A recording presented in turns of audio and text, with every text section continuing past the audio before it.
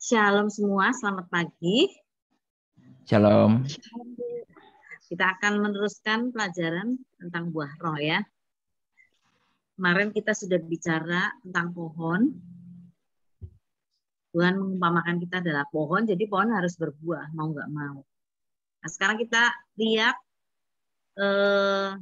tadi kita mohon, terus kita menerima Yesus, terus kita meminta dia masuk, kemudian rohnya ada dalam kita harus berbuah. Buah roh, lihat rohnya R besar ya, bukan rohnya kita. Kalau roh kita tuh R kecil, ini buah roh. Sekali lagi, namanya buah roh, bukan buah-buah roh. Jadi buah roh itu ada di dalamnya itu 9 elemen ya. Nah, kita hari ini belajar tentang mungkin 1 atau 2 ya. Kita lihat dulu nomor 1-nya adalah kasih. Nah, kasih disebut pertama, ingat nih ya. Kasih disebut pertama kenapa? Karena memang Tuhan kita itu kasih. Karena kasih dia turun ke bumi ini. Kalau Yohanes 3 ayat 16 bilangnya, karena begitu besar kasih Allah, kasih lagi ya, akan dunia ini sehingga ia dan seterusnya. Seterusnya ada yang bisa nerusin? Coba silakan. Karena begitu besar kasih, ayo.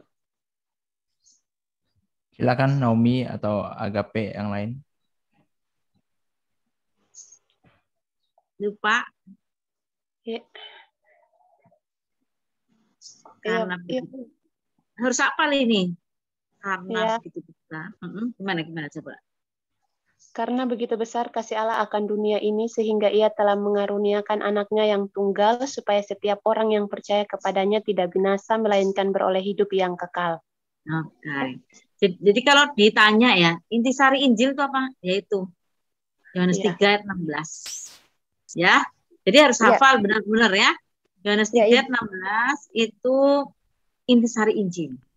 Karena begitu besar kasih Allah akan dunia ini sehingga ia mengaruniakan anaknya yang tunggal. Anak kok dikaruniakan dikasih gitu loh ya. Kita Pak sayang banget sama anak kita ya. Sedapat mungkin anak kita tuh sama kita terus, nggak akan dikasihin ke orang. Itu Tuhan Allah itu memberikan anaknya yang tunggal. Nah itu jadi pertama yang dasarnya orang Kristen itu, dasar kita untuk mengikut Yesus itu, dasar hidup kita adalah kasih. Ya, kalau semua dengan kasih beres ya. Oke ya. Kasih ini dalam bahasa Yunani-nya tuh namanya agape. Nah ini ada agape di sini ya. Agape itu artinya memperhatikan dan mencari yang terbaik bagi orang lain tanpa alasan dan pamrih. Lagi sumber kasih itu Allah. Dalam bahasa Yunani itu ada beberapa, nanti kita nyampe ya, beberapa tulisan kasih ya, artinya tapi beda-beda. Oke, terusnya ya. Oke. Jadi kasih itu sekali lagi adalah hukum Allah yang terutama. Kalau di Matius 22 ayat 37 sampai 39 disebut, kasihlah Allah Tuhanmu dengan segenap hatimu, dengan segenap jiwamu, dengan segenap kuat tenagamu, dan kasihilah sesamamu manusia seperti kamu mengasihi dirimu sendiri. Jadi disitulah terangkum semua Taurat. Taurat itu ada 10 perintah Allah ya. 10 perintah Allah itu yang pertama itu adalah mengasihi Tuhan. Yang 4 pertama itu tentang Tuhan, mengasihi Tuhan, tidak boleh membuat patung dan tidak menyembah Dia. Terus jangan menyebut nama Tuhan sia-sia. Udah gitu harus memelihara hukum Sabat itu 4. Kasih kepada Allah. 4 ya dari 10 ya. Yang 6 lainnya itu perkaranya sesama manusia. Jadi kayaknya lebih banyak ke manusia daripada ke Tuhan nih. Sesama manusia. Makanya kita harus mengasihi ya. Kenapa kita belajar juga di sekolah ini, di Besom ini, sebetulnya alasan pertamanya harusnya adalah karena kita mengasihi manusia. Kita pengen mereka selamat kayak kita. Kalau kita belajar di sini tujuannya cuma biar nambah ilmu atau biar gaya-gayaan, ada ya yang gaya-gayaan juga bisa tambah ilmu atau gimana. Enggak, tujuan kita itu adalah mengasihi manusia, ingin menyelamatkan, bukan menyelamatkan, ingin memberitakan kabar baik pada mereka dengan cara yang benar, dengan ilmu yang benar, kalau mau ilmu ya, dengan pengertian yang benar, supaya mereka ikut Tuhan Yesus. Itu ya, jadi dia itu kasih itu adalah hukum Allah yang terutama, yang nomor satu lah, itu kasih. Ya, kalau ditanya apa sih hukumnya Indonesia, nah itu ada Undang-Undang 45. Ya, itu ya hukum Indonesia. Tapi kalau hukumnya orang Kristen, kasih. Nah, pokoknya kasih aja semua ya. Nah, terus oke ya. Jika kita melayani dan memiliki banyak karunia tapi tidak memiliki kasih, maka sia-sialah pelayanan kita. Itu kata Paulus. Kayak gong. Ya, berbunyi tapi dalamnya kosong. Nah, ya. Jadi banyak karunia tapi tidak memiliki kasih. Makanya sekali lagi saya tekankan, kita bisa punya banyak karunia, banyak mujizat kita bikin, kita bisa menyembuhkan orang sakit, mencerihkan mata orang buta, bisa ngusir setan, semua setan takut sama kita. Tapi kita nggak punya kasih, gawat. Sebab nanti kalau sudah meninggal, sudah akhir-akhir itu, kalau di sana itu yang dihitung itu bukan karunia, tapi kasih. Waktu kita bilang sama Tuhan, kok Tuhan, saya mau masuk nih ke surga, kata Tuhan nih. Nggak bisa kamu, aku nggak kenal sama kamu. Ya Tuhan, kan aku mengusir setan demi namamu. Aku membuat mujizat demi namamu. Aku menyembuhkan orang demi namamu. Aku khotbah demi namamu. Aku bawa banyak jiwa kan buat engkau. Kok aku nggak boleh masuk surga, gimana nih Tuhan nih? Lah nggak tahu, aku nggak kenal kamu. Kenapa? Karena tidak ada buahnya. Tuhan lihat buahnya. Buah itu adalah hasil latihan kita. Kalau karunia itu pemberian, mau dikasih itu gratis. Makanya kata Paulus, kita berdoa menyembuhkan orang itu jangan minta duit. Kalau yang minta duit itu namanya dukun. Itu setan tuh memang kayak gitu. Kalau dukun tuh ada bayarannya. Tapi kita ini karena kita dapatnya gratis dari Roh Kudus, ya kita berikan dengan gratis. Gitu loh. Ya, itu pemberian dari Tuhan, dari Roh Kudus untuk kita, untuk supaya penginjilan kita tuh efektif gitu. Nah, untuk memperlengkapi kita untuk memberitakan firman Tuhan itu lebih berkuasa, karena ketahuan, oh iya, firman Tuhan itu ternyata bukan terdiri dari tulisan atau perkataan saja, tapi terdiri dari kuasa. Nah, seperti itu ya. Terus ya, kasih harus menjadi ciri utama orang Kristen. Nah, ini sudah, nanti ayat-ayatnya silakan dibaca sendiri ya. Kasih harus menjadi ciri utama orang Kristen. Oke, jadi macam-macam kasih kita lihat dulu nih. Ini kalau bahasa Yunani itu ada 4 macam kasih. Yang pertama itu eros. Eros itu cinta birahi antara pria dan wanita ya. Eros ya, bukan eras ya. Eros ya. Cinta birahi antara pria dan wanita. Cinta, ini cinta-cintaan. Ini gampang surut. Nanti kalau permulaan lagi cinta-cintaan, lagi pacaran, menggebu-gebu. Nanti kalau sudah berumah tangga, itu surut dia. Dia surut. Akhirnya jadi teman. Gitu ya. Tapi ada juga sih masih bisa menggebu-gebu seperti itu. Ganti biasanya ya, nanti bukannya eros ya. Terus habis itu filia. Filia itu kasih persaudaraan yang memberi kehangatan pada, ini biasanya orang-orang terdekat. Filia itu persahabatan. Nih biar kita ini biar suami istri biasanya punya sahabat juga, ada sahabat yang ngerti kita, bisa bercurhat dan seterusnya, yang bisa dipercaya. Nah itu ya, itu kasih persaudaraan. Kasih persaudaraan juga antara keluarga, dari kakak beradik ya. Kita kakaknya sakit, nah kita biarpun jauh kita pengen datang ke sana misalnya ya, itu karena persaudaraan satu kandung, bisa juga ya. Nah kami juga kasih persaudaraan itu diungkapkan oleh kami nih ya, anak-anak dari papi saya nih, ya, anak cucu ini ya, setiap tahun ini kumpul. Kemarin saya kumpul di Jakarta tanggal 2.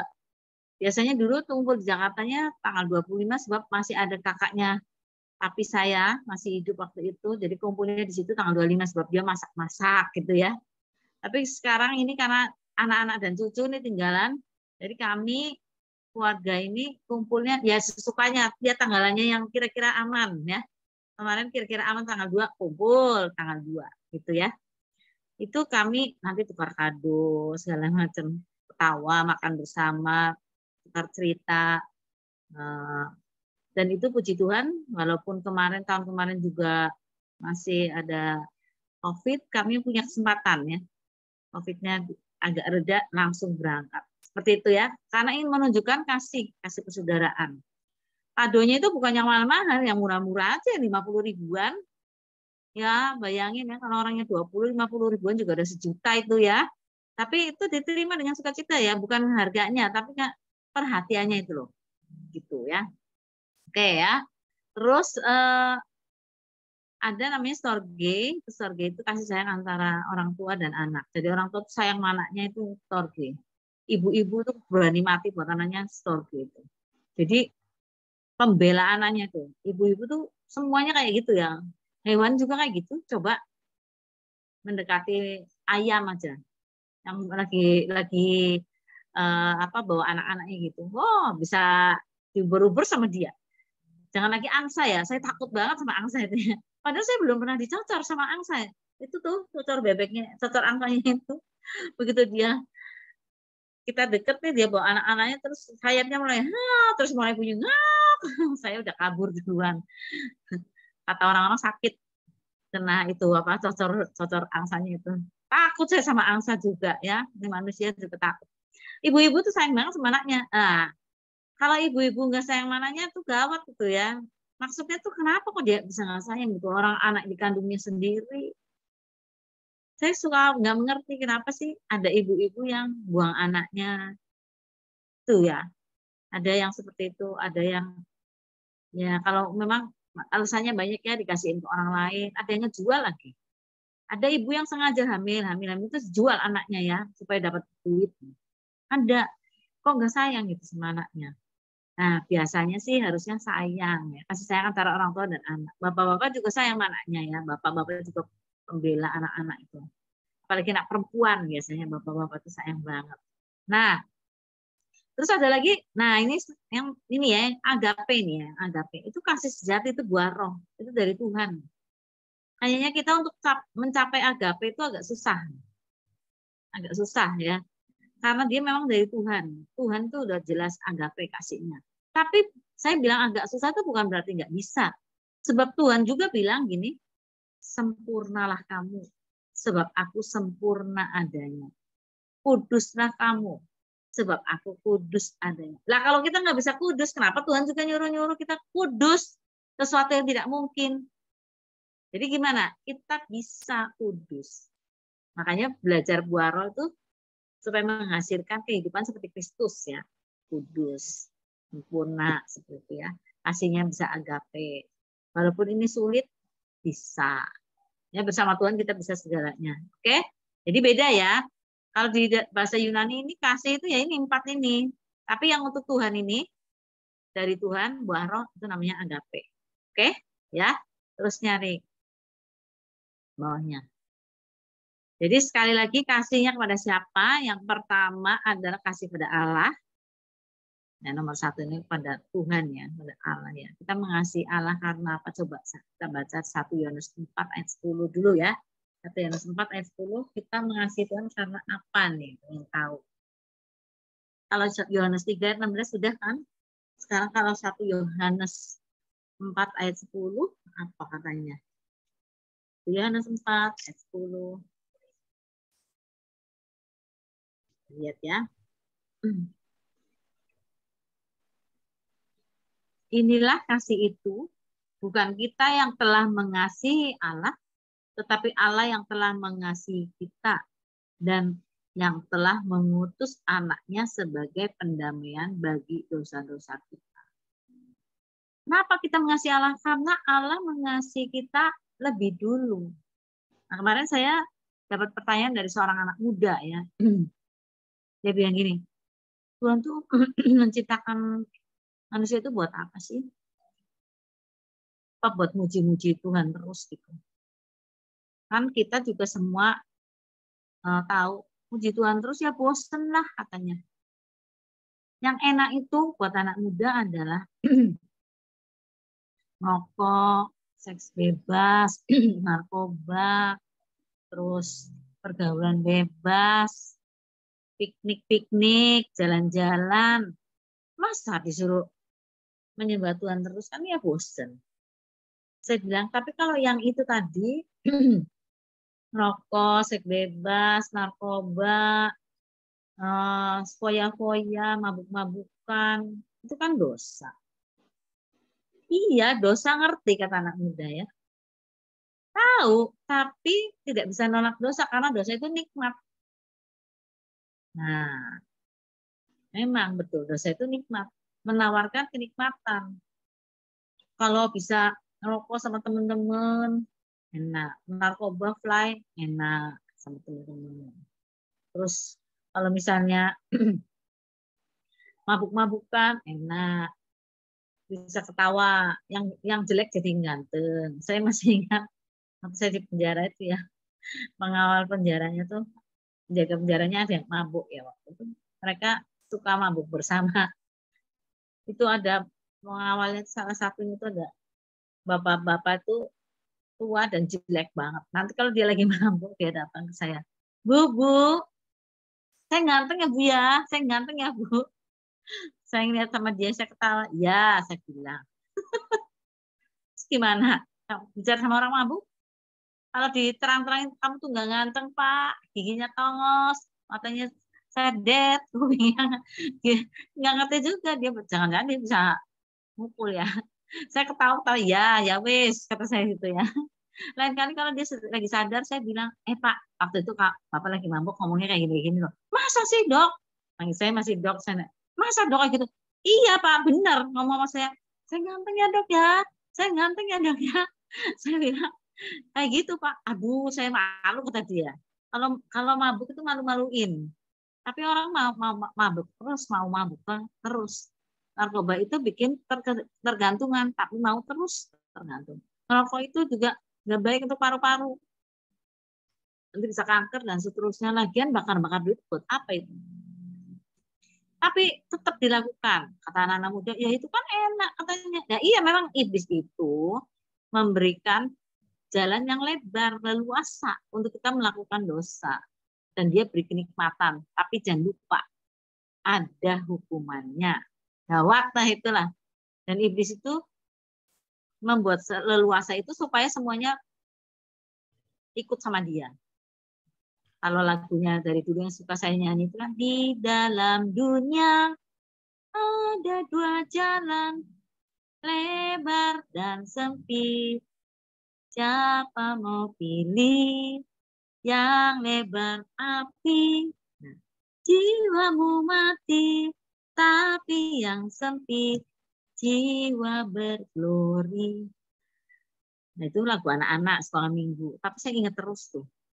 Harusnya anak-anak tahu itu jalan itu. Supaya mereka hati-hati.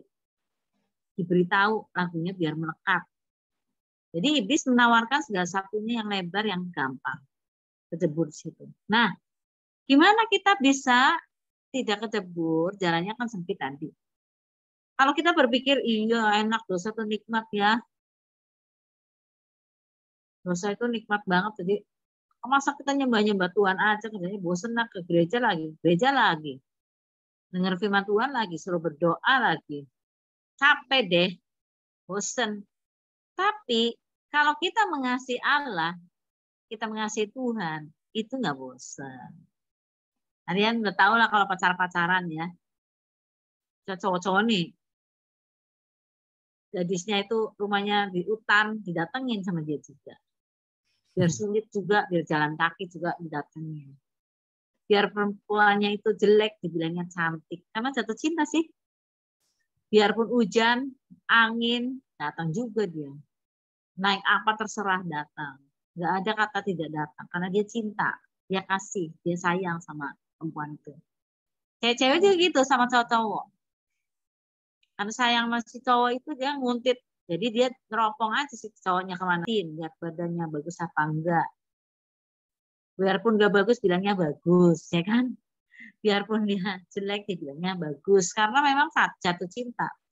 Jadi seperti itulah sebetulnya ya. Tuhan sebetulnya sudah mengajar sama kita tentang cinta, tentang mengasihi di antara kita sendiri. Jadi kalau kita mengasihi Allah, karena dia sudah mati buat kita, harusnya gitu loh ya. Dia sudah mati buat kita, dia berani mati buat kita, dia nebus dosa kita. Dan karena tadi dibilang, dia mengasihi kita lebih dulu. Cintanya dia tuh, dia mengasihi kita lebih dulu. Jadi kita harusnya membalas cintanya dia. Nanti kita bilang lagi, ya tapi kan cinta bisa ada yang bertepuk sebelah tangan. Betul, ada yang bertepuk sebelah tangan. Makanya kita belajar untuk mengasihi dia. Karena alasannya ada, bukan sekedar dia mengasihi kita lebih dulu, tetapi dia sudah mati buat kita. Dia sudah menebus kita dari tangan si jahat. Seandainya Yesus tidak mau, ya kita sekarang masih luntang-lantung, belum ada belum ada kepastian keselamatan. Nah, seperti itu. Jadi sebetulnya Tuhan itu layak sekali mendapat kasih kita. Yesus itu layak sekali dapat kasih kita karena dia sudah menebus kita. Sebetulnya gitu ya. Nah, kalau jatuh cintanya sama Tuhan itu pasti kita mengesampingkan yang lain. Entah itu game, entah itu apa gitu, dikesampingkan ya, karena kita jatuh cinta sama Tuhan. Saya mendengar kesaksiannya Erik itu buat saya terpesona ya. Orang anak muda yang seperti itu, saya dengar dia di jalan kemarin di Kalimantan, saya cerita sama yang di sini. Emang kudunya anak muda itu harus jatuh cinta sama Tuhan. Jadi mulutnya itu nggak bisa lagi berkata yang tidak baik, tapi memperkatakan Tuhan terus. Luar biasa. Kalau dia jatuh cinta sama Tuhan, wow, luar biasa ya. Saya itu pengalaman kamu tuh bagus sekali, Rick. Harusnya kamu sering bagikan sama orang lain ya, luar biasa. Dan zaman sekarang ini banyak loh yang kayak Erik ini ditangkap Tuhan seperti itu. Saya mendengar kabar dari kaum Muslim ini ya, dari seorang rekan yang memang kerjanya di situ. Itu ada silent believer. Itu kayak gitu sekarang Tuhan tuh kerjanya. Karena mungkin karena orang Kristennya lama gitu kerjanya. Jadi dia kerja sendiri tuh. Dipertobatkanlah mereka-mereka itu. Dan mereka terpesona dengan kasih Yesus. Dan mereka walaupun nyawa mereka terancam, diubur-ubur mau dibunuh, mereka tetap mengasihi Yesus. Ada banyak seperti itu. Ada banyak kaum radikal yang berubah menjadi radikal pada Yesus. Dan itu luar biasa. Radikal pada Yesus itu berarti ancaman pembunuhan biarin. Nggak takut mati. Karena mati itu apa sih? Bertemu dengan Yesus. Nggak ada takut-takutnya. Mati itu bertemu dengan Yesus, udah aja seneng banget. Jadi buat mereka itu oke saja. Ya bukannya nantang maut ya. Kalau nantang maut ya sudah saya mau ketemu Yesus, saya mau nabrakkan diri ke kereta. Ya nggak benar itu namanya ya. Itu namanya bunuh diri. Tapi kalau kita benar-benar melakukan apa yang Tuhan Yesus katakan, kita menginjil, kita pergi ke daerah-daerah sulit, kita nggak takut mati, kita nggak peduli sama nyawa kita, itu dihargai banget sama Tuhan. Karena kita tahu juga bahwa Tuhan itu menyertai kita, kita nggak usah takut. Dan itu baru namanya mengasihi Tuhan sendiri, jatuh cinta kepada Dia, mengasihi luar biasa ya. Ini untuk orang-orang yang di Kalimantan dan di daerah-daerah sulit, tetap berjuang ya, tetap mengasihi Tuhan. Semangatnya itu biar naik terus, bersemangat. Nah, seperti itu ya. Supaya kalian boleh benar-benar ini di hari terakhir kayak gini berguna di tangan Tuhan. Oke ya. Amin. Jadi kita lihat ciri-ciri orang mengasihi Tuhan tuh apa ini ya, ciri-cirinya ya. Ini ada ciri-cirinya nih mengasihi Tuhan. Ya saya sayang sama Tuhan, saya mengasihi Tuhan, saya mengasihi Tuhan. Ciri-cirinya apa sih? Nah, nanti kalian baca sendiri ya, biar cepat. Saya kasih ininya aja, intisarinya ya. Kalau Yohanes 14 ayat 23 itu, ciri orang mengasihi Allah itu adalah menuruti firman Tuhan. Menuruti. Barang siapa menuruti firman-Ku, ia mengasihi aku. Gitu ya. Kalau mengasihi Tuhan pasti menuruti firman Tuhan. Kalau kita sayang sama orang itu, maka omongannya orang itu pasti dituruti sama kita. Iya apa iya? Iya. Betul ya. Betul ya. Walaupun kadang-kadang ngomongnya nggak benar, kita juga ikut nggak benar kadang-kadang. Lah, tapi kalau Yesus nggak mungkin nggak benar ya. Jadi kata Yohanes 14 ayat 23, kalau kamu mengasihi aku, kamu akan menuruti firman. Keren ya, menuruti firman Tuhan. Firman Tuhan apa Bu? Ya baca aja di Alkitab, banyak banget kok.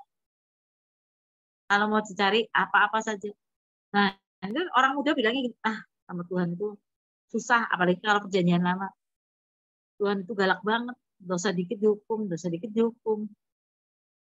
Nanti dulu kita ada di zaman kasih karunia ya. Ya udah, kalau gitu sekarang kita boleh berdosa, nggak dihukum, enak kan? Nanti tinggal minta ampun aja. Nanti dulu dosanya kita juga dilihat sama Tuhan ya. Kita nggak boleh umpah-umpahan sama dia. Umpah-umpahan itu apa ya bahasa Indonesianya, umpah-umpahan itu kurang ajar nanti dulu. Apa ya kalau Jawa tuh umpah-umpahan tuh keterlaluan gitu loh. Kurang ajarnya keterlaluan, nganggap remeh gitu sama Tuhan. Terus kita berbuat sekarapnya sendiri, sesukanya sendiri. Itu nggak benar. Nggak benar tuh yang gitu ya. Kita harus menuruti firman Tuhan. Nanti baca sendiri ya. Terus Yohanes 15 ayat 9 sampai 10 itu apa nyebutnya? Nah, itu perkara pokok anggur nih ya. Pohon lagi. Jadi perkara pokok anggur itu disebut begini, kalau orang mengasihi Allah, mengasihi Tuhan itu, dia itu tetap tinggal di dalam Yesus. Tetap tinggal. Tetap tinggal dalam Yesus. Maksudnya tetap nuruti firman Tuhan, tetap tinggal sama dia. Tetap mengasihi dia. Nggak keluar sana, nggak keluar sini. Kita tahu ya, kita sekarang ini, zaman sekarang ini ada banyak gangguan, apalagi untuk anak muda. Internet ini menyuguhkan banyak hiburan ya, ya game, ya di film apa aja bisa nonton di sini. Spider-Man aja yang masih di bioskop ada di internet sini, di HP bisa nonton di HP. Jadi saya yakin kalian-kalian juga baca Alkitab dan lihat HP, kayaknya banyakkan lihat HP ya. Saya yakin, kalau saya yakin enggak kayaknya. Banyakkan lihat HP daripada lihat Alkitab, baca Alkitab. Emang kayak gitu sih. Saya juga ngerti sih. Semua ada di sini. Terus bilangnya gini, tapi Bu, Alkitabnya ada di HP. Iya, tapi baca Alkitabnya berapa menit? Gitu ya. Yang lain-lain lebih menarik kan. Kalau Alkitab kan tulisan melulu ya. Bosen. Tadi anak muda tadi bilang bosen ya. Seperti itu. Oke, tapi Tuhan bilang tinggallah di dalam aku, nggak pergi-pergi. Maksudnya apa sih? Apa nggak boleh nonton gitu? Ya yang bilang nggak boleh siapa? Tapi silahkan nonton, tapi ada batasnya. Ada batasnya. Berapa waktu yang kita pakai untuk nonton-nonton, berapa waktu yang kita pakai untuk melayani Tuhan, berapa waktu yang kita pakai untuk memuji Tuhan, berapa waktu yang kita pakai untuk berdoa, dan seterusnya. Kalau pagi kita bagaimana? Apakah Tuhan dulu, apakah langsung HP? Nah, seperti itu ya. Itu misalnya ya. Itu cirilah. Kalau HP kenapa ada di dekat bantal? Tapi kalau Alkitab kok jauh banget. Nah, itu aja deh ya. Itu bisa apa namanya diukur diri sendiri gitu. Gitu loh. Kenapa kalau Alkitabnya ketinggalan nggak panik, tapi kalau HP ketinggalan panik? Kenapa kalau nggak punya Alkitab santai, kalau nggak punya HP langsung depresi? Nah itu kalau HP-nya rusak, error, depresi ya, pusing gitu ya. Nah seperti itu. Oke, sekarang kita lihat kalau 1 Yohanes 2 ayat 10, 4 ayat 21 ngomongnya apa ya? Jadi Yohanes 1 Yohanes 2 ayat 10 itu bilangnya tetap di dalam terang. Dalam terang, dalam Yesus. Yesus adalah terang. Dia menguasai kegelapan. Kalau ada kegelapan itu tidak pernah bisa mengalahkan terang. Begitu ada terang, lilin sedikit, langsung kegelapan itu hilang. Luar biasa ya. Jadi gelap itu artinya apa? Tidak ada terang. Kalau ada terang, yang enggak gelap. Tenang saja. 1 Yohanes 2 ayat 10. Misalnya kita, nah ini ya, kayak misalnya kemarin di Malaban tuh nggak ada lampu. Saya masih ingat, Ibu Eni tuh ngasih senter, barangkali malam-malam pengen ke WC. Saya mending nggak minum daripada ke WC, udah terima aja saya ya. Jadi nggak ke WC, udah malam-malam repot. Nah, gelap, gulita, nggak ada listrik. Nah, tapi nanti kalau senternya itu dinyalakan, maka yang kecil itu dia akan menghilangkan kegelapan. Keren kan? Tuhan itu terang, terang dunia. Terus kita juga terang dunia. Ingat, Yesus ada di kita, berarti kita juga terang. Akulah terang dunia, kata Yesus. Yesusnya di mana? Di sini. Jadi kita juga terang. Terang-terangan, benar-benar terang. Orang lain kalau bertemu kita senang karena kita terang. Ya, itu ya. Jadi ciri-ciri orang mengasihi Allah itu kita jadi terang, benar-benar ya. Jadi terang itu artinya nggak ada kegelapan yang disembunyikan, ya, nggak ada tidak jadi orang yang tidak berintegritas. Kalau kita tuh di maunya Tuhan tuh kita jadi orang berintegritas, bertanggung jawab gitu harusnya ya. Kalau yang 1 Yohanes 4 ayat 21 itu adalah mengasihi saudara. Ya, Yohanes 1 Yohanes 4 ayat 21 mengasihi saudara. Nah, saya pengen baca sama kalian 1 Yohanes 3 ayat 16. Saya tambahin. Kalau tadi Yohanes 3 ayat 16 dibilangnya, karena begitu besar kasih Allah akan dunia ini sehingga ia mengaruniakan anaknya yang tunggal supaya barang siapa percaya pada dia tidak binasa melainkan beroleh hidup yang kekal. Nah, sekarang kalau 1 Yohanes 3 ayat 16 bunyinya apa nih? Supaya kita tahu ya, 1 Yohanes 3 ayat 16. Nah, ini juga harus diingat ya. Demikianlah kita ketahui kasih Kristus, yaitu bahwa ia telah menyerahkan nyawanya untuk kita. Jadi, kita pun wajib menyerahkan nyawa kita untuk saudara-saudara kita. Amin. Nah, jadi mengasihi saudara itu sampai menyerahkan nyawa kita untuk saudara-saudara kita, saudara seiman kita. Jadi jangan diajak berantem, harusnya dikasihi. Kesalahan apapun dari dia diampuni. Karena kita menyerahkan nyawa untuk saudara kita. Yesus sudah menyerahkan nyawanya untuk kita. Sekarang kita gantian menyerahkan nyawa untuk saudara kita. Bukan berarti kita mau dibunuh buat dia, bukan begitu. Tapi sungguh-sungguh mengasihi sampai nyawa pun tidak diperhitungkan. Itu loh maksudnya. Ya, mengasihi sesama, mengasihi saudara, bukan sesama, mengasihi saudaranya. Ini lebih berat daripada mengasihi sesama. Mengasihi saudaranya itu sampai nyawa.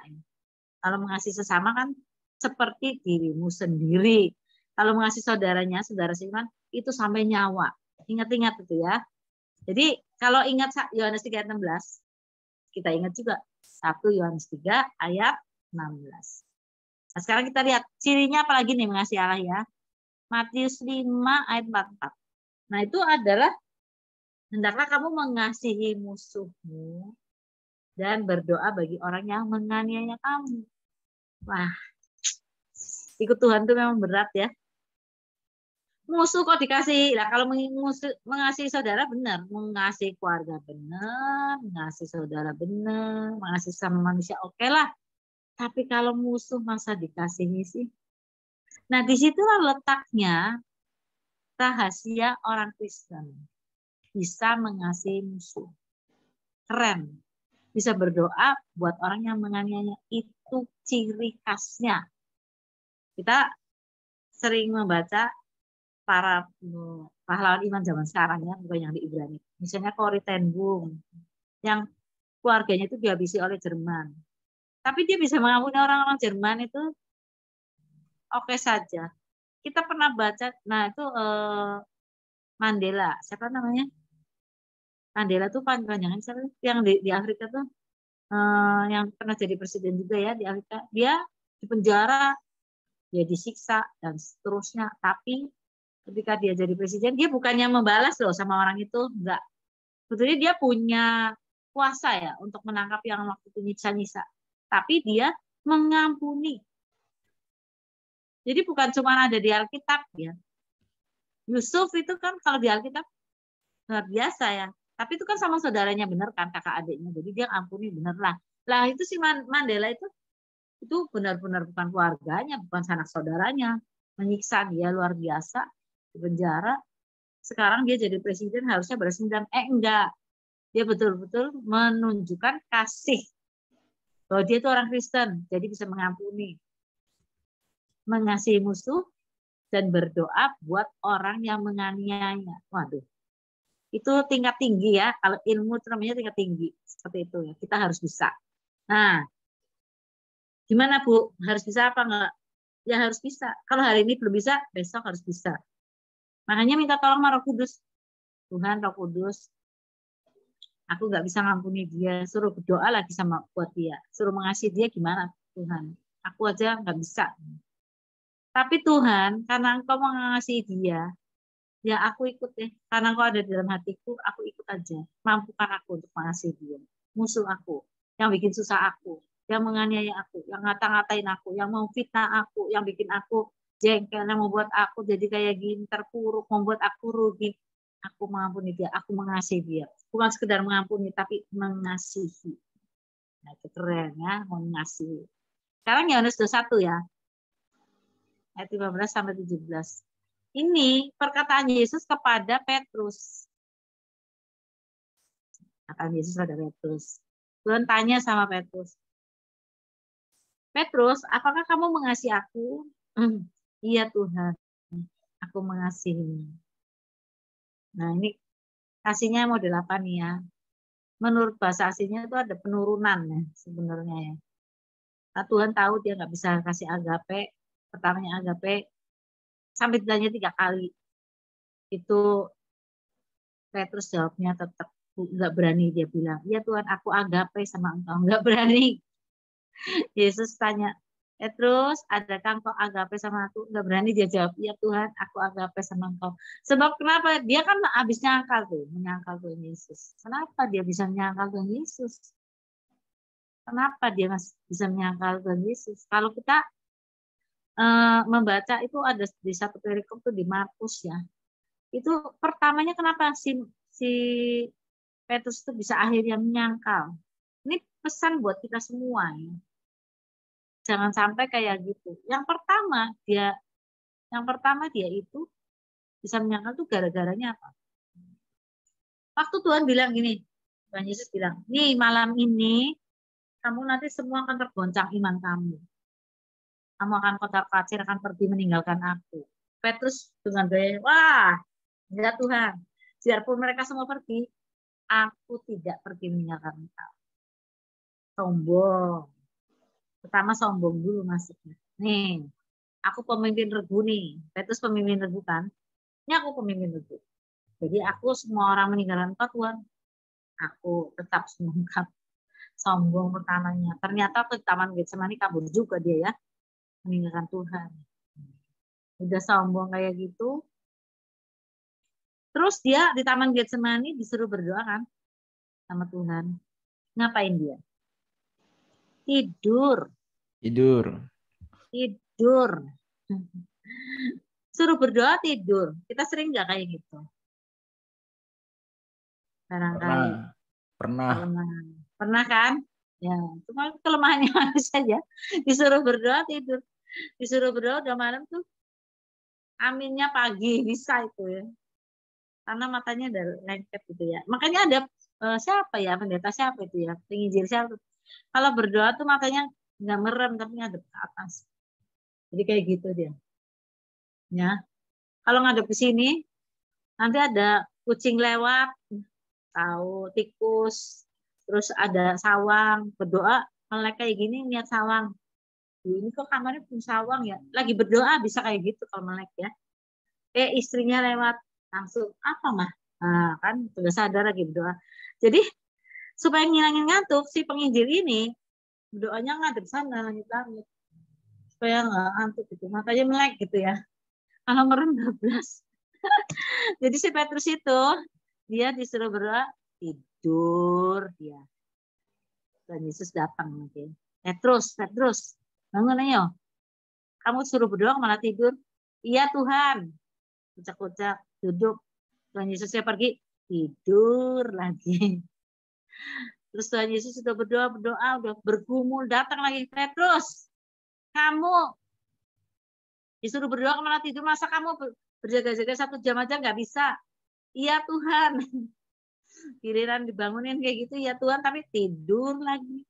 Hati-hati nanti ditinggal loh sama Tuhan kalau kita tidur-tiduran terus kayak gitu ya. Kita punya kebiasaan kalau dipanggil, iya, bentar, ini mobilnya udah mau berangkat, keretanya mau berangkat, iya, bentar. Terus sudah kita mau siap-siap kayak gitu, duduk lagi kita masih nonton TV. Ini keretanya udah mau berangkat, iya. Akhirnya ditinggal sama kereta, baru tahu ya. Atau tinggal pesawat gitu ya. Seperti itulah ya. Nah kalau ditinggal kereta sama pesawat, nah, puji Tuhan nggak apa-apa, masih bisa beli tiket lainnya. Tapi kalau ditinggal Tuhan Yesus gimana? Repot kan? Nah, Petrus seperti itu. Jadi pertamanya dia sombong, keduanya disuruh berdoa malah tidur, nggak berjaga-jaga. Nah, sudah itu Petrus kabur kan, setelah Yesus ditangkap, itu Petrus kabur, dia pergi dengan semua muridnya kabur.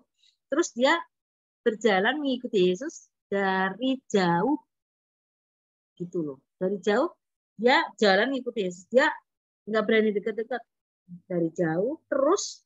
Jadi kita bisa tuh ngikuti Yesus jadi orang Kristen dari jauh. Ya dari jauh aja, kebaktian nggak usah. Ya berdoa kadang-kadang, baca Alkitab ya kadang-kadang juga. Ya kadang baca kadang-kadang. Malahan Alkitab mungkin nggak dibaca. Bisa seperti itu, saking kitanya udah males. Terus kita ikuti Tuhan dari jauh.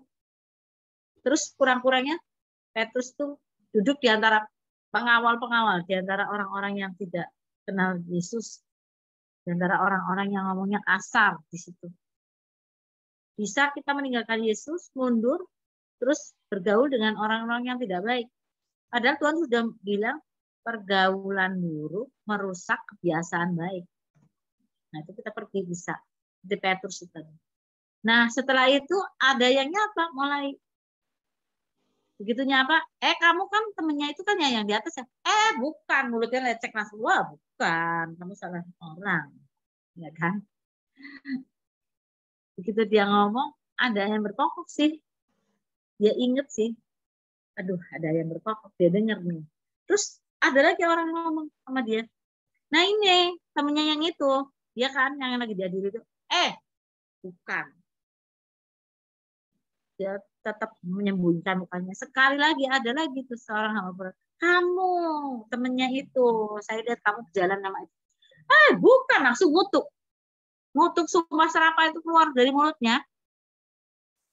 Kalau orang Tegal nih, saya kecil di Tegal ya, walaupun saya nggak lahir sana, orang tua saya juga bukan orang Tegal, tapi saya kecil di Tegal, makanya logatnya juga masih Tegal gitu.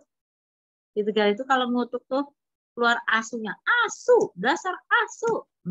Kalau orang Cirebon ngutuknya kirik. Kalau orang Kalimantan ngutuk-ngutuknya apa? Kira-kira ada kutukan nggak Ada. yang suka di mulut? Hah? Ada. Biasanya ada, anjing juga gitu. Anjing juga, kasihan tuh anjing ya, pada setianya kayak gitu terus saja ya. Kalau orang Tegal bilangnya asu, anjing. Kalau orang Cirebon bilangnya kirik. Kirik itu juga anjing, anjing kecil. Saya orang Tegal itu sudah lecek mulutnya ya. Bicara juga bisa bilang su, kirik kayak gitu. Ini orang Bahar Bugis juga seperti itu ya. Manggil orang juga bisa, hei su, hei kirik. Ini bukan Erik tapi kirik. Erik, gitu ya. Jadi kayak gitu. Umpatan mungkin si Petrus begitu diomongin sama orang itu, kamu yang ketiga kalinya. Dia langsung bilang, bukan, sudah tahu bukan sia. Kalau ngomong anak Cirebon, dasar kirik sia, dasar asu. Saya dibilangin dari tadi ngomong bahwa saya itu adalah murid itu, orang itu. Saya nggak kenal, tahu nggak? Sumpah. Kalau orang Jawa lagi ada lagi, sumpah pocong. Berani disambar geledek, berani tidak berdiri. Orang tuh kalau sumpah tuh kayak gitu ya. Hati-hati dengan mulut ya, berani tidak berdiri. Saya kenal seorang berani sumpah, saya berani tidak berdiri. Untuk ini saya yang paling benar nih, saya yang benar. Saya berani tidak berdiri. Berapa waktu kemudian dia sakit, nggak bisa berdiri, benar-benar. Hati-hati kalau dengan mulutnya, mulut kita itu ya. Nah seperti itu. Jadi waktu kenapa dia bisa menyangkal Yesus? setelah menyangkal Yesus 3 kali, dia ayam berkokok kedua kalinya baru dia nangis terseduh-seduh. Dia ingat Yesus sudah ngomong, Petrus, kamu bilang kamu nggak akan meninggalkan aku. Sebelum ayam berkokok 2 kali, kamu sudah menyangkal aku 3 kali. Wow, sedih ya. Sedih ya, sedih. Nah, Petrus juga sedih. Dia nyesel banget, dia nangis ya. Ada pertobatan dari Petrus, beda sama Yudas Iskariot. Yudas Iskariot itu nggak ada pertobatan. Harusnya kalau dia datang ke Yesus, Yesus, ampunilah saya sudah menjual engkau. Kira-kira diampuni nggak sama Yesus?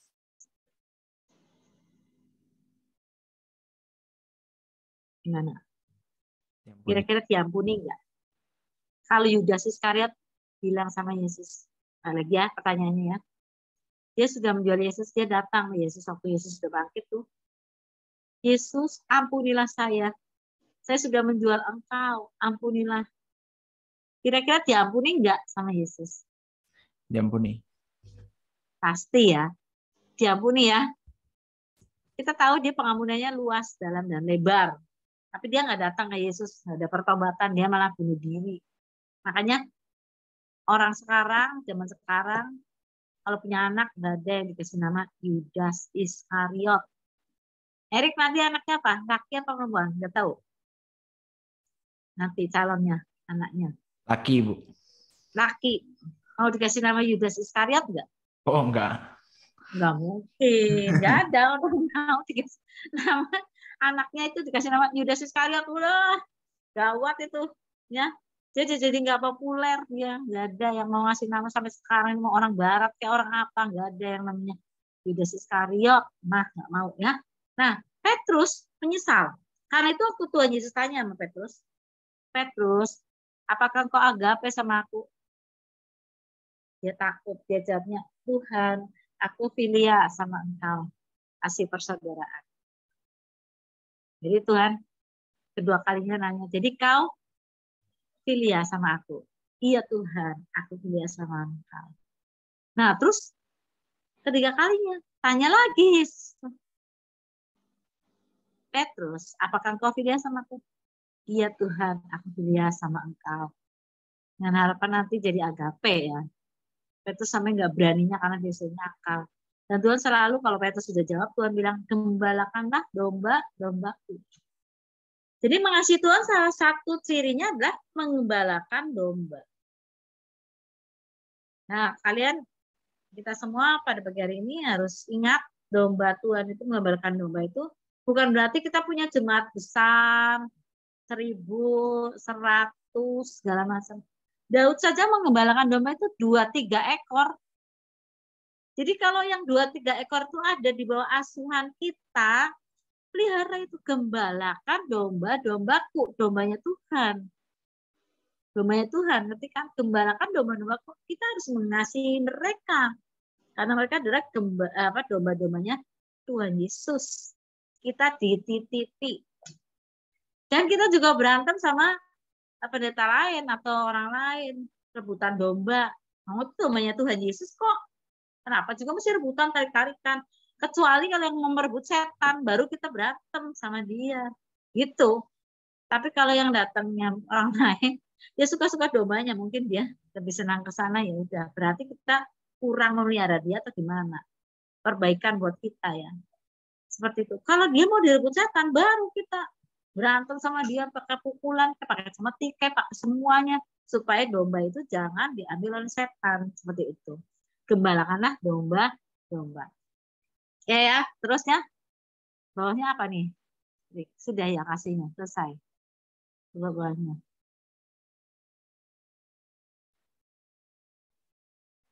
Slide berikutnya, coba. Kita lihat ya. Nah, bawahnya udah sukacita ya.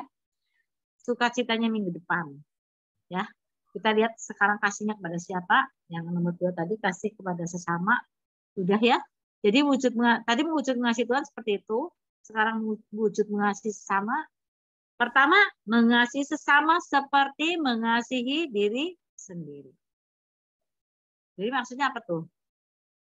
Mengutamakan kepentingan orang lain daripada diri sendiri. Mengasihi diri sendiri itu maksudnya kalau kita nggak mau nyubit diri sendiri, jangan nyubit orang lain. Kalau kita nggak mau memukul diri sendiri, jangan mukul orang lain. Kalau kita tidak mau mengutuki diri sendiri, jangan mengutuki orang lain. Jangan. Ya. Terus mengutamakan kepentingan orang lain daripada diri sendiri. Nah itu kudunya ciri kasih orang Kristen tuh hebatnya kayak gitu kudunya ya.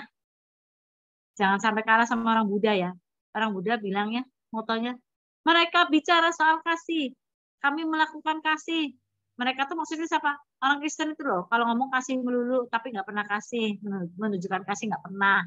Kalau orang Buddha baru apa-apa kalau ada bencana alam nomor satu dia di depan.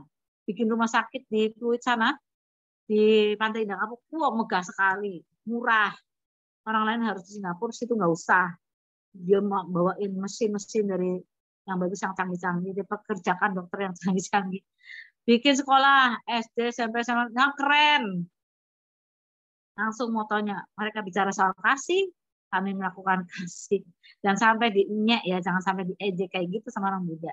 Kita harus mengutamakan kepentingan orang lain daripada diri sendiri. Mengasihi sesama seperti cara Tuhan mengasihi mereka, itu ya, seperti cara Tuhan, belas kasihan, penuh belas kasihan. Terus arti yang penuh pengampunan dan belas kasihan tadi ya. Dan tidak egois. Nah, kita ini memang orangnya egois dari zaman dulu. Begitu lahir udah egois. Bayi-bayi itu semua egois. Agape benar nggak bayi-bayi egois? Saya tanya, agape. Benar, Ada? Bu. Hah? Egois Benar. nggak agape? Kayaknya kalau mamanya meleng dikit Ya. ngambek tuh ya. Benar nggak? Iya. Betul. Belum lihat bayi-bayi itu egois. Dia maunya ya kalau nyusu aja nih ke mamanya nih. Kalau nyusu ini saya kasih tahu ya Rik ya, biar kamu Egois juga emang. tahu bentar lagi ya. Dia kalau nyusu nih bayi-bayi nih, maunya dia pentilnya mamanya tuh ya, maaf ya menurutnya. Dia ada di mulutnya kan. Itu satu kenikmatan ya. Nanti dia nyusu. Udah nyusu, memang nyusu pertama dia perlu usaha. Udah 10 kali tarikan baru keluar susunya ya. Udah keluar susunya dia 10 menit dia tidur. Nah, terus mamanya mau narik nih susunya. Oh, tiduran saya. Begitu ditarik susunya, nangis dia ngambek. Ngambek, mesti dipentilin lagi susu. Bentar lagi ditarik, marah lagi. Karena dia sebetulnya belum kenyang, tapi tidur. Dia egois. Egois itu. Nah, kita kalau punya bayi kayak gitu, nyusuinnya tuh jangan 10 menit. Ini kasih tahu nih Agape ya, Erik ya. Nyusu itu sampai dia kenyang. Tandanya dia kenyang gimana? Habis nyusu, dia tidur kira-kira 3 jam. 2,5 sampai 3 jam. Kalau dia tidur 2,5 sampai 3 jam, berarti dia kenyang. Kalau begitu nenek ditarik, nangis, wah itu belum kenyang. Jadi supaya dia nggak tidur, tuh mesti tidur dulu pipinya. Supaya bangun dia, supaya nyusu. Kalau enggak dia semalaman, ibunya nggak bisa tidur, terus saja bisa miring terus. Ini apa ngasih susu sama anaknya tuh. Maka ada beberapa cerita saking ada beberapa ibu yang ngendin anaknya ketiduran karena dia anaknya tuh nyusunya kayak gitu sedikit-sedikit dan dia nggak bisa lepas dari anaknya nempel terus. Jadi ibunya capek, besoknya pagi-pagi capek ngambek sama suami. Ibu-ibu kalian punya bayi-bayi itu banyak ngambek sama suami. Jadi para suami siap-siap ya, jangan ikut ngambek juga karena capek punya bayi-bayi itu ya. Nah, bersyukur sekali suami saya sih itu ya orangnya mau ngurusin bayi-bayi ya. Ya kalau anaknya nempel gitu lihat anak saya ditaruh di sini. Tidurnya di dadanya dia sambil menjagain anak itu di dada dia. Itu suami yang luar biasa buat saya ya, puji Tuhan. Nah, jadi kita harus mengasihi Tuhan dan mengasihi sesama. Tadi tandanya seperti itu. Kita harus belajar. Kita belajar tidak egois, kita belajar untuk mengasihi seperti Tuhan mengasihi mereka. Jadi sampai sini dulu. Kalau bicara soal kasih itu nggak ada habis-habisnya ya. Nanti minggu depan, hari Kamis ya, Rik? Hari Kamis ya, kita bicara soal sukacita dan seterusnya. Oke? Tuhan Yesus memberkati. Ada yang mau berdoa? Silahkan. Agape, silakan berdoa, Agape. Ya, baik, mari kita bersatu dalam doa. Bapa di surga, terima kasih Tuhan, kami telah belajar dari firman-Mu ya Tuhan, telah memperlengkapi setiap kami Tuhan, biarlah kami boleh memiliki kasih agape dalam hidup kami Tuhan, biar kami bisa saling mengasihi ya Tuhan, terutama kami bisa mengasihi Engkau ya Tuhan. Terima kasih Tuhan, Kau berkati hamba-Mu, Ibu Rebecca yang telah menyampaikan firman-Mu Tuhan, Biar Kau memberkati dalam setiap pelayanannya, dalam setiap keluarganya, dalam setiap segala sesuatu yang dilakukan, yang memberkati ya Tuhan. Terima kasih Tuhan, kami telah selesai. Dalam nama Tuhan Yesus kami berdoa, haleluya, amin.